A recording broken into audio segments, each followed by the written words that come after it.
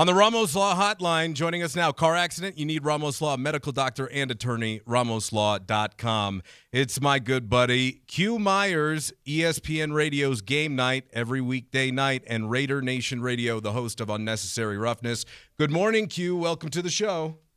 Hey, man, thanks so much for having me on. I appreciate it. It's a role reversal. You're always on with me. Now I'm on with you. I like it. I like it too, man. I'm glad you're here. Thanks for joining us on this Friday before the final Broncos-Raiders matchup of this year. And number one, Q, I think we need to start with the guy who's the Raiders' best player, Max Crosby, who's just an absolute menace and makes life miserable for opposing quarterbacks.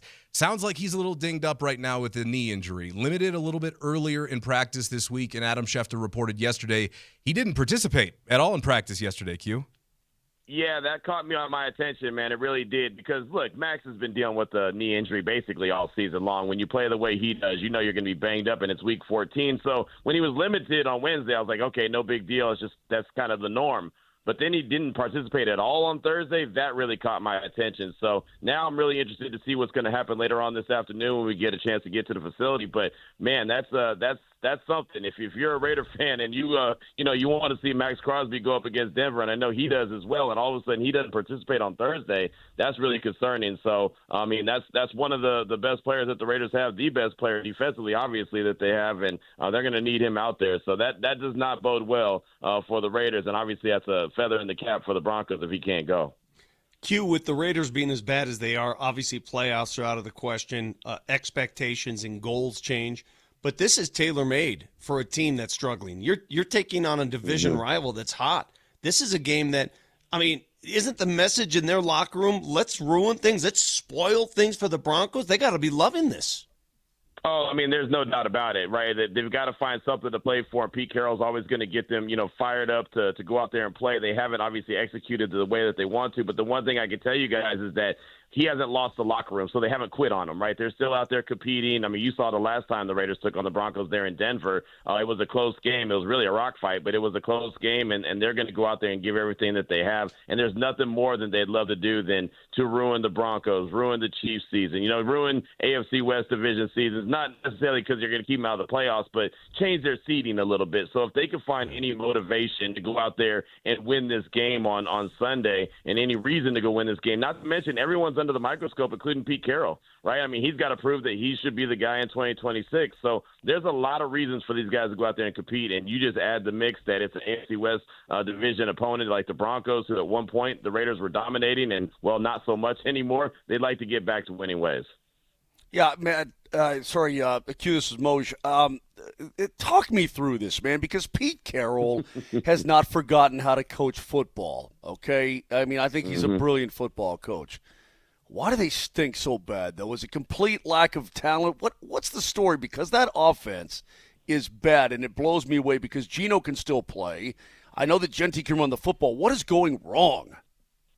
It really was everything went wrong. And it's so funny, and it seems like it's, just such an easy fix for me to say it like that. But it was broken from the beginning, and I didn't know it. That's the problem. I didn't realize it. I thought this Pete Carroll, Chip Kelly pairing was going to make a lot of sense. Like, hey, man, Pete Carroll's opening things up. He's changing kind of his identity and really trying to get innovative with this offense. Well, then we later find out that it was more of an arranged marriage. And I don't think that anyone believes arranged marriages really work. And so it was like, Chip Kelly, Pete Carroll, they weren't on the same page with each other. There was rumors and reports that, they didn't even speak to each other in the facility. So that's not going to work. And, what really caught my attention, guys, was probably around week 3 or 4. Geno had thrown a bunch of interceptions. And I asked Pete Carroll, I said, hey, what do you have to do to get Geno comfortable in this offense? And he turned and looked and he kind of gave me a side eye. He said, well, he ain't calling the plays now. And when he said that, I was like, whoa, hold on now. That sounds like my granddaddy. My granddaddy now. Hold up now, son. Now, hold on now, boy. Like, you're getting a little too far ahead of yourself. And I was like, okay, let me take a couple steps back. That was my first tip that, okay, things aren't eye to eye here. And then later on, we find out what was going on. So it just was, it was clunky from the beginning, and we just didn't know it. It looked one way from a distance. It looked one way from the outside, but in the inside, it was completely different. Q Myers, ESPN Radio's Game Night host and Raider Nation Radio's Unnecessary Roughness host every weekday, is our guest. Q, it's been, 5 years now since the Raiders are in Vegas? Buddy, I was out there a couple of weeks ago for Browns and Raiders. Yeah. There is no home crowd. What's going on, and how far along in the process are they with that? And has that been a failure so far? It's been a struggle. I'll put it like this: there's games here and there. The Chargers consistently, the Raider fans show up and show out for that one. Games, against teams like the Panthers and other teams like that. They're always gonna have more Raider fans there. But the reality is that, guys, if you don't win, why are Raider fans going to spend all their money to go to the games? I mean, you saw it. I mean, we were blessed. We're in the press box. We have a credential. We're not having to pay to get in. These guys are paying top dollar for tickets. They're flying in. They're driving in. They're spending money on hotels. This is a destination place. So, one, visiting fans want to come. Two, if you're going to invest all that money, don't you want to see a winning product? And you saw it. The Raiders' product has not been good, and so it's a combination of everything. It is Vegas, so there's always going to be, fans from the other fan base that want to, show up and have a good time, 3-day weekend in Vegas, and why not close out your weekend with a fun football game in a beautiful stadium? And it is. So, one, the Raiders have to win. Two, the prices are so expensive, and of course, it's a destination location. So that home field advantage that they once had in Oakland is not what it is in Vegas. But then again, Vegas is not Oakland. God, you're so right about that. The more you think about it, having a professional franchise in Vegas just opens up the opportunity to lose your home field advantage, home court, everything, because you're going to get people that just want to be there for the event because that's why they go to Vegas in the first place. And the other thing, Q, is this. I remember going to the old Coliseum, going to Oakland itself. Raider fans would come far and wide because it was affordable. You take the price of a weekend in Vegas versus Oakland, I think the price is far different. A lot of these long-time loyal Raider fans, they've been priced out, I think. Yeah, I agree 100%. I said the joke the other day on the air that I used to, get off the BART train in Oakland and didn't even have a ticket. And by the time I crossed the bridge and got to the Coliseum, not only did I have a pair of tickets, I only spent about $100. I had a bootleg T-shirt and a hot dog. You know what I mean? And those were the good old days, right? Q, I spent a lot of time in that damn stadium watching baseball and football, and it was. The Coliseum was such a dump. But you're so right, man. It had to be inexpensive because nobody would want to go to that dump. But it was our dump, though. It was our dump. Yeah, you're right. You're right. You're right. It's like calling our baby ugly, right? You can't call my baby ugly, but I can. No doubt.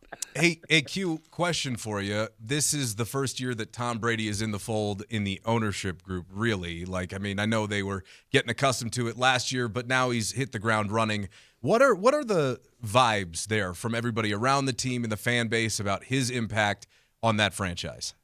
Well, that's the thing. It's so much curiosity, right? How much is he really involved? He's a minority owner. What we're hearing, and we don't hear from him. I actually ran across him in the elevator one day, and it was so funny. I was talking to the elevator attendant, and we were having a good conversation. Then all of a sudden I look up, and I was like, oh, hey, by the way, that's Tom Brady standing right in front of me. So, I talked to him for a quick second, but it's like we never hear from him, right? And then he's doing his broadcasting with Fox, and so how much can you really be involved? Everyone says that Chip Kelly was Tom Brady's hire and Pete Carroll was Mark Davis's hire. And it's like, well, how are you in position to even make these calls when you're not even really around the team very often? And so that's my big curiosity is how much of, this team and the way that it was built even this year has his thumbprint on it, right? Apparently, a lot of people say that Geno Smith was actually Tom Brady's guy and that he decided to pass on Shador and he wanted Cam Miller later in the rounds. And it's really a weird dynamic because we don't know. And I think if you're really going to be trying to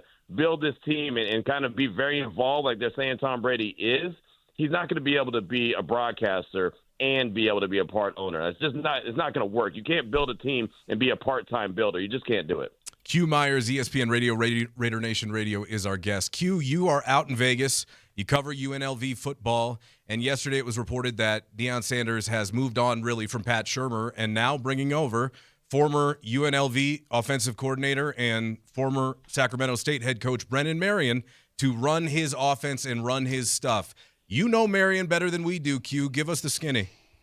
I'll tell you what, man, I got excited when I saw that hire. I was excited for Coach Prime. I was excited for Colorado. And the only thing I wish is that Shador and Travis Hunter were still there, and some of those dynamic players that have moved on. Look, Brendan Marion's offense is going to be fun. I mean, that's something that you're going to really see as long as he's got the right players in place. Multiple backs. They're going to try to run up tempo. They're going to try to get 80, 85 plays in a game. I mean, it's boom, boom, boom. They're going to run the rock. They're going to be very aggressive down the field. That go-go offense is fun, and he's been at a lot of different stops. Right? He's at UT. He's been at UNLV. Obviously, the head coach there at SAC. I mean, he's a guy that's a sharp offensive mind. He's a little edgy too. Let me tell you, man, he's a little edgy. So, he's very confident about himself. So you'll learn that pretty quick. But, man, the dude could coach some offense. Right? He really can. And you started to really see that at UNLV under Barry Odom and Brendan Marion as the offensive coordinator. So that they could strike and score at any time. I really started to think about it when I was back in Central Texas